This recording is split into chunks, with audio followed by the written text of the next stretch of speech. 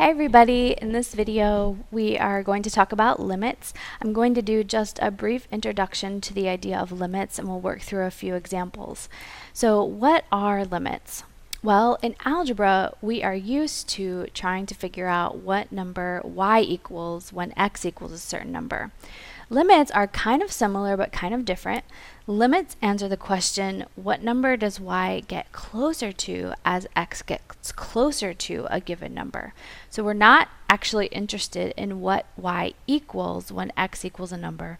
We're interested in what number does y get closer to as x gets closer to a given number. So for our first example, I have a graph of f of x, and we want to know the limit as x approaches 2 of this function. On the right hand side here, I have a couple of notations I want to go over.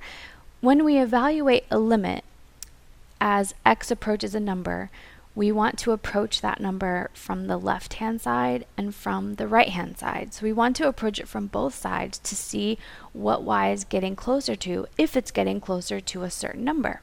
So the notation that you see here, this first one says the limit as x approaches 2, and we interpret that little negative sign after the 2 as meaning from the left hand side.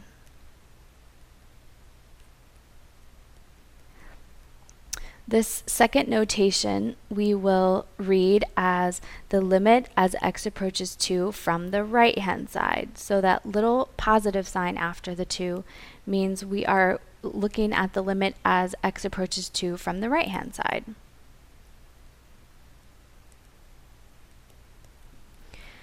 So coming back over here to the graph, let's evaluate both of these one-sided limits. We call them one-sided limits. So my x value of interest here is 2. So I'll go ahead and highlight that on the graph. And as we come in from the left-hand side, I actually can just follow my graph here, coming in from the left as x gets closer and closer to 2. Do you see that y is getting closer and closer to 3? So we would say that the one-sided limit as x approaches 2 from the left is equal to 3.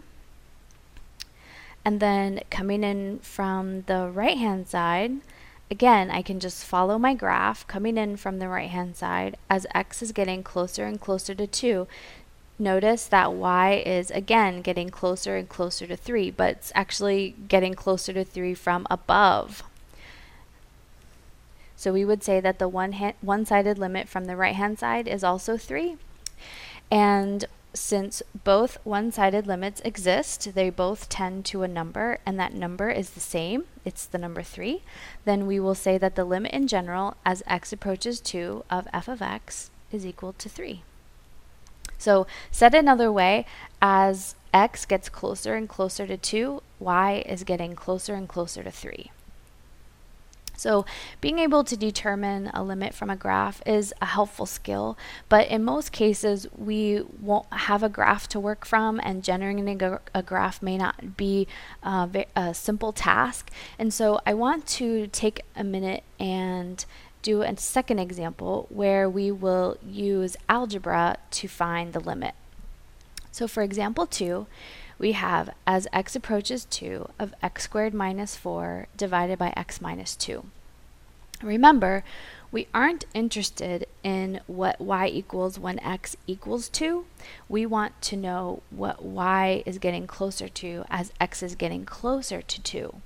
So we can use the same strategy that we would have used before in algebra to find x and y values. You might remember using an xy chart, or some people call that a t-table. And we can use a t-table to find limits, or we can use an xy chart to find limits. But instead of plugging in x equals 2 like we would have in our previous algebra experiences, we are going to plug in values that are close to the x value. So I've got a number line here to kind of illustrate how we can choose x values that are close to 2. If you think about values that are close to 2 coming in from the left hand side, For example, 1.9 is close to 2, and on the number line, that's on the left-hand side of 2. Even closer would be 1.99, and even closer than that would be 1.999. So coming in from the left-hand side, 1.9, 1.99, and 1.999 are values that are getting closer and closer to 2, but not quite equaling 2.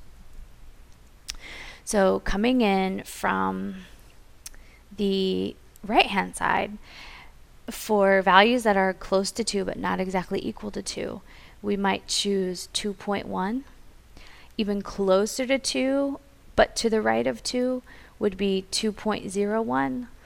And even closer to 2 and to the right of 2 would be 2.001. So let's use our calculator to construct an XY chart or a t-table using these values that are very close to 2 but not exactly 2, coming in from both the left-hand side and the right-hand side.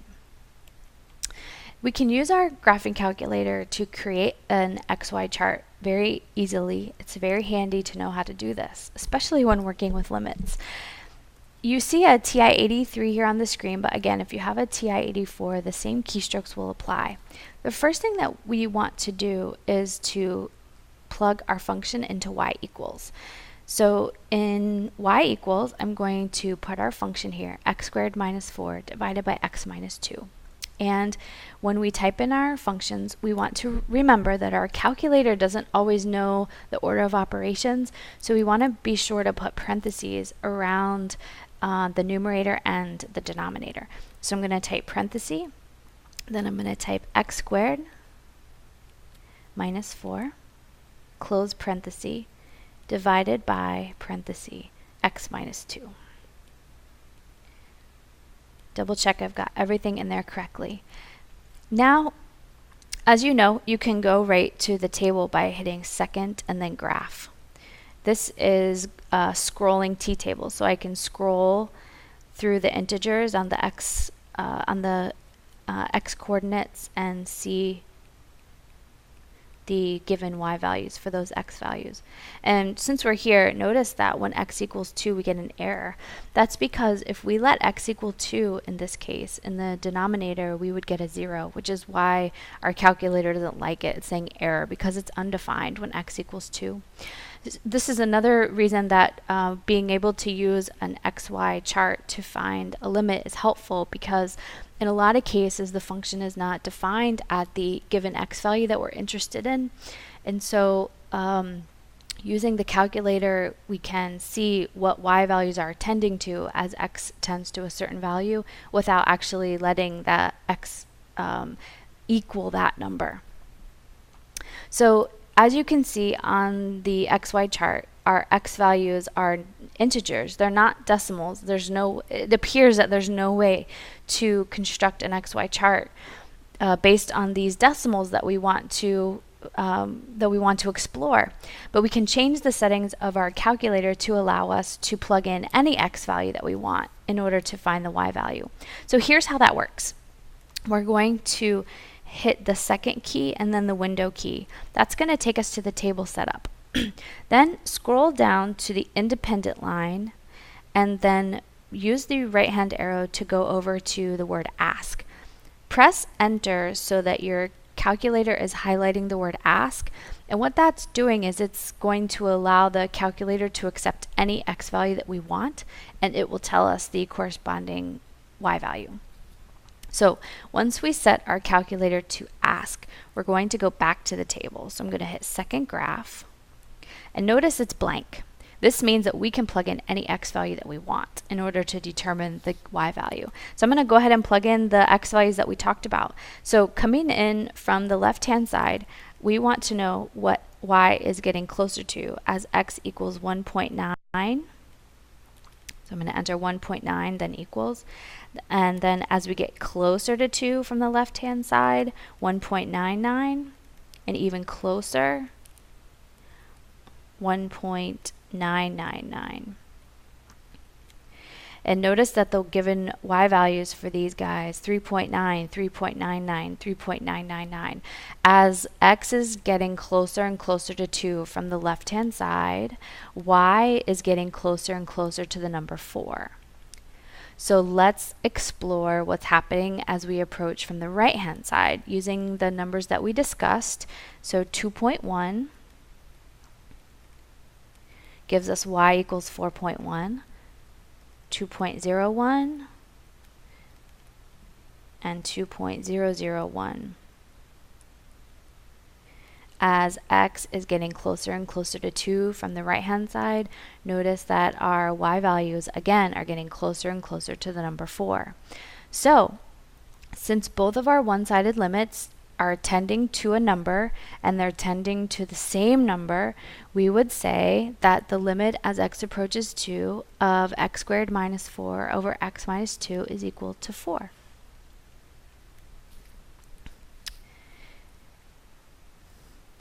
One important point before we continue on, note that the function doesn't have to exist at the x value in order for the limit to exist.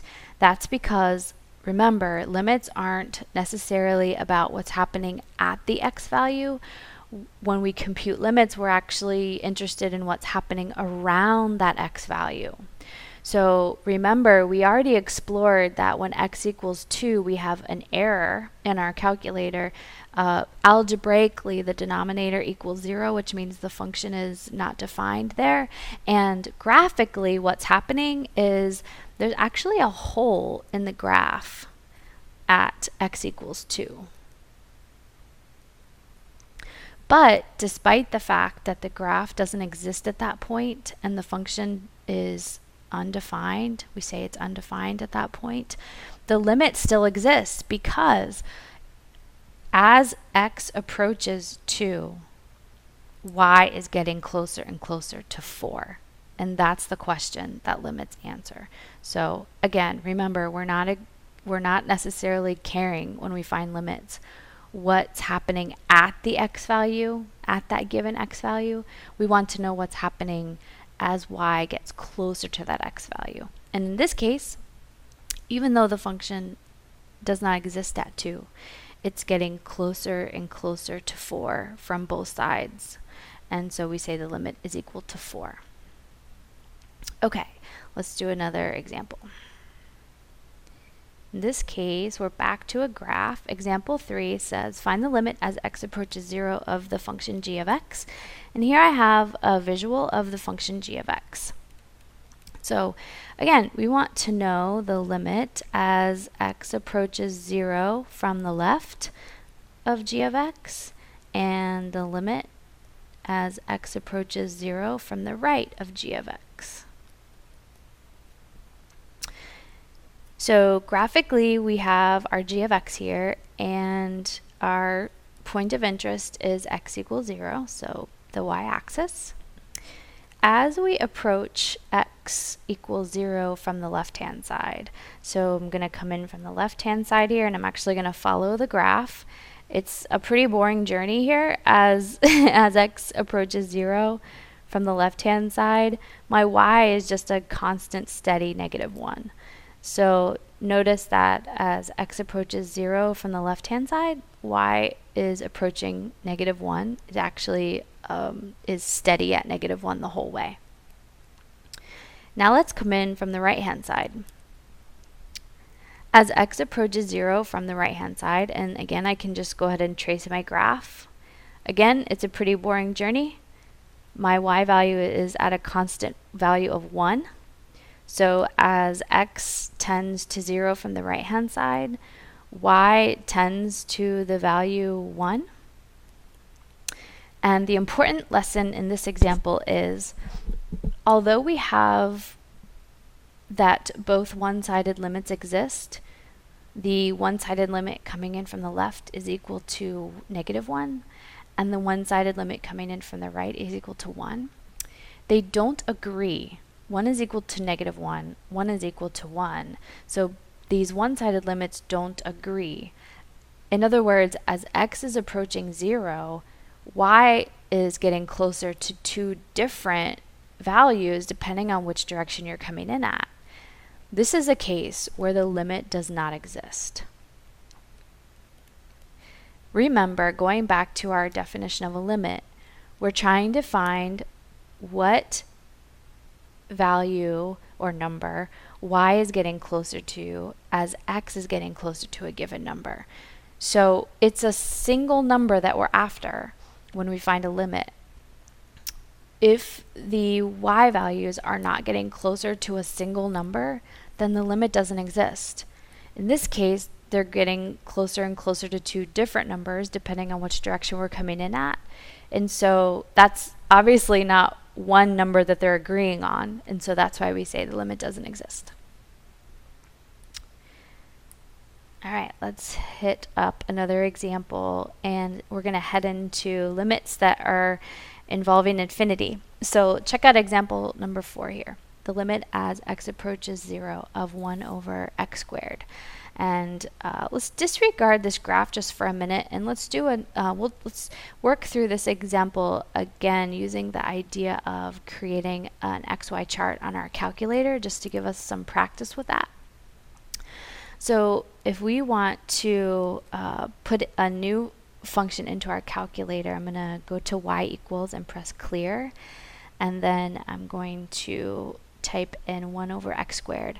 In this case, our function is really simple, so we don't really need parentheses, but just to get you guys in the habit of putting parentheses around the numerator and denominator of a function when it's a fraction, I'm going to go ahead and do it just for fun. So parenthesis 1, close parenthesis, that's in the numerator, divided by parenthesis x squared, and close parenthesis. So I've got 1 over x squared. And going back to my table, you don't have to set your table to ask again. It's already in ask mode, so you don't have to do that again.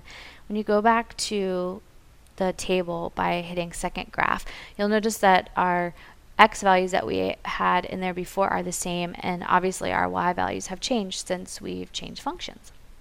You can clear out your x value column by just hitting let's see, clear. Let's see, is that going to work for us? No. Okay. I believe in the TI-84 you can clear those out, but in the TI-83 we can just type over them. So let's first figure out what numbers we're going to type in for our x's. So I can go ahead and do a number line again. So sometimes drawing a number line is just helpful in figuring out the values that are close to a number and on each side of it. So for x equals 0, we're looking for numbers that are to the, let's go to the left first. So to the left of 0, but close to 0. So we know it's going to be negative because we're to the left of 0. So a number that's close to 0, but just to the left of it would be like negative 0.1. Even closer would be negative 0.01. And even closer than that would be negative 0.001.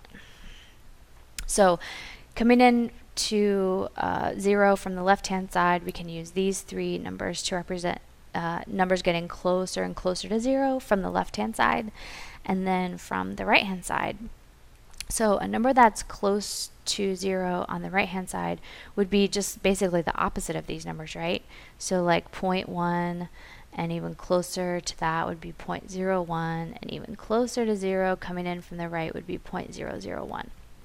So these are the numbers that I can use to represent x getting closer and closer to 0 from both sides. And coming over to my calculator, let's go ahead and type these in. So coming in from the left, I've got negative 0.1. And again, I'm just typing over what we had here, and you can see that the numbers are changing as I type. Then negative 0.01, negative 0.001. So notice that as my x values get closer and closer to 0 from the left-hand side, my y values are exploding, going from 100 to 10,000, and then what the heck is this? Let's take a minute and just discuss what this is right here. So we've got in the calculator, we have 1e to the 6th power, or I'm sorry, 1e6. That's your calculator's way of doing scientific notation. So what that is in scientific notation is 1 times 10 to the 6th power. And so you may remember this, hopefully you remember this from algebra class previously, that in order to change the scientific notation into a number, we just will take the number 1, which has a decimal point following it, and we'll move the decimal point 6 places according to that exponent to the right. Since the 6 is positive, we're going to go to the right. So 1, 2, 3, 4, 5, 6 is where our decimal point lands. And so this number is 1, 0, 0, 0. We're going to fill in zeros for placeholders. So 1e to the 6 is the same as 1 times 10 to the 6th power, which is what's 1 million. So basically what we're saying is, as our x values are getting closer and closer to 0 from the left-hand side, our y values are getting huge, from 100 to 10,000 to 1 million. Okay, so let's look at what's happening as x approaches 0 from the right-hand side. So I'm going to type in 0.1 and then 0.01. and then 0.001. And again, you can see that our y values are just exploding. They're getting bigger and bigger and bigger, from 100 to 10,000, and there's that same number. 1e6 is the same equivalent to 1 million. So as x is getting closer and closer to 0 from both sides, our y values are getting huge. They're going to infinity. So we could say that the limit as x approaches 0 of this function is infinity, since as x is getting closer and closer to 0, y tends to get bigger and bigger and bigger. It's tending to infinity. Graphically, we can see that happening. So I've got the graph here of 1 over x squared, and we can see it graphically, right? As we approach from the left-hand side, I can trace my graph, and the y values shoot up to infinity. Remember, the y-axis continues to go up forever and ever and ever to infinity. And the same thing happens coming in from the right. If I follow the graph, as x gets closer and closer to 0, these y values shoot up to infinity. And so I can say that the limit as x approaches 0 of this function, 1 over x squared, is equal to infinity. However, my note here at the bottom, to say a limit equals positive infinity or negative infinity is actually to say that the limit does not exist. It just explains why the limit does not exist. So here's what I mean. Going back to our definition of a limit, remember, a limit is as x gets closer and closer to a number, what number is y getting closer to? Well, infinity isn't really a number. It's just an idea, right? It's the idea of a really, really, really big number that just keeps getting bigger and bigger and bigger. So since infinity isn't really a number, that means our y values are not really tending to a number. They're just exploding. They're just getting huge. So when we say that a limit equals infinity, we're really saying that it doesn't exist, and we're giving more information than that. We're saying why it doesn't exist. We're saying it doesn't exist because these y values are shooting to infinity. So you could have also said that this limit does not exist, and that would be a valid answer. So saying it doesn't exist is one thing. Saying that it equals infinity is still saying it doesn't exist. It's just going one step further and giving more information to the reader to say, this is why it doesn't exist. It doesn't exist because it's going to infinity. Okay, let's do one more example. Again, this guy involves infinity, but just in a different way. In this case, we have the limit as x approaches infinity of 1 over x. So I've got the graph here, but we're going to disregard that for just a minute. And we're going to, just for another example of using our calculator, let's do another XY chart. And so the first thing we need to do is to change out our function. So I'm going to go to y equals, and I'm going to type in our new function. So I'm going to clear this guy out. And you can type in 1 over x as is, but again, just because I want to kind of reinforce that habit of putting a numerator and denominator in parentheses when you have a fraction like this. I'm going to put 1 in parentheses, divided by, put x in parentheses. So I've got the function 1 over x in my y equals. Then I'm going to go to the table, which is already in ask mode. Second graph. That's my table. Again, the numbers that I previously had in there for x are still there. We're just going to type over those, and as we do, then our y values will change. So we want to know what's happening with the y values as x gets closer and closer to infinity. In other words, as x gets bigger and bigger and bigger, what's y doing? So I'm just going to start plugging in values. Let's start with like x equals 10, and I'm just going to let that get bigger and bigger and bigger. So x equals 10, then x equals 100, then x equals 1,000, then x equals, I'm just going to let this continue to get bigger, 10,000, and let's do one more for fun. See if our calculator will handle that. Yep. So as x is getting bigger and bigger and bigger here on the right hand side, notice what's happening to our y values. We go from 0.1 to 0.01 to 0.001 to this guy. What the heck is that? Okay, so let's do a quick review here. Remember that when you see this e, it's your calculator's way of doing scientific notation. So 1e negative 4 is the same thing as 1 times 10 to the negative 4th power in scientific notation. And so to turn that into an actual number that we can make sense of, 1 has a decimal point after it, and to change this from scientific notation to a number, we're going to move the decimal point 4 places, but in this case we're going to move it to the left since our exponent is negative. So I'm going to move this 4 places to the left. So 1, 2, 3, 4. There's our new decimal point place, and I'm going to add place holding zeros. And so what we have here is really 0.0001, and if you come back over here to the table, it just keeps getting closer and closer and closer to 0. So if I even want to go, let's see if it'll handle 1,000,000. 3, 1, 2, 3. Yeah. So as we continue to get bigger and bigger and bigger in terms of our x values, we just continue to add zeros onto this. So when x equals 100,000, we have 0.00001, and as x gets even bigger, we just keep adding zeros. So when x equals 1,000,000, we have 0.000001. So our y values just tend to 0, get closer and closer to 0. So we would say that the limit as x approaches infinity of 1 over x is equal to 0. Graphically, I've got the graph here of 1 over x. This looks to make perfect sense. So we're really just interested in as x shoots to infinity, which is kind of a one-sided situation. As x gets bigger and bigger and bigger, we can follow our graph, and we can see the behavior of our graph is that it's getting closer and closer and closer to the x-axis.